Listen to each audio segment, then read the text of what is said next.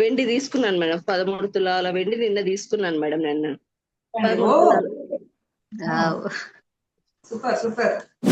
నా 2 miracles madam ఈరోజు. నిన్న చెప్పండి. ఏంటంటే ఒక సిక్స్ చెప్పండి. మంత్స్ ఒక 6 మంత్స్ నుండి మా బాబు మా వారిని డాడీ సిల్వర్ మీద ఇన్వెస్ట్ చేయ డాడీ అని అంటే ఆయన ఎప్పుడు చెప్పినా చేద్దాం చేద్దాం అనుకుంటూ చేయలేదు. ఓకే. మొన్న ట్యూస్డే రోజు నేను కూడా వెళ్ళి ఈ రోజు బాగుంది తీసుకెళ్దామంటే ఆ రోజు ఆయన వినలేదు. నిన్న సడన్ గా ఏం చేసి నువ్వే వెళ్ళి తీసుకురా ఈ రోజు ఒక 13 గానీ 20 తులాస్ గానీ తీసుకురా అని అన్నారు. అయితే నేను వేరే నా దానికోసం అని గోల్డ్ బంగారం ని కొంచెం వేరే తీసేసి బ్యాంక్ లోన్ క్లియర్ చేయాలనుకున్నాను కదా మేడం. దానికోసం అని 2 రింగ్స్ వెతికాను నిన్న. ఉన్నాయి అవి తీద్దామని చూసాను. ఆ 2 రింగ్స్ కనబడలేదు మేడం. నా ఫీజులు ఓ. అవుట్ అయిపోయాయి.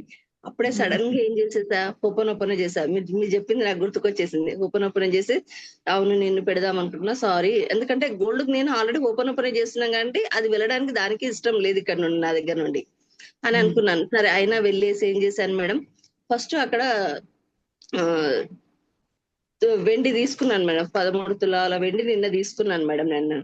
అండి. ఓ 13 తులాలు. Super super.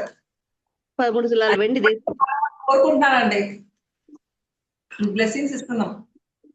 వచ్చిన తర్వాత మళ్ళీ ఏం చేశారు, ఎప్పుడైనా ఏదైనా వస్తువు దొరకకపోతే ఇంట్లో బట్టలని తీసి కింద పడేసి చిందరవందర చేస్తాను.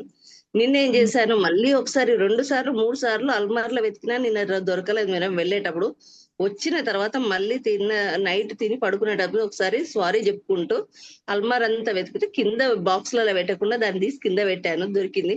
తీసి అప్పుడు దానికి మళ్ళీ థ్యాంక్స్ చెప్పుకొని మళ్ళీ అందులో పెట్టేశాను మేడం.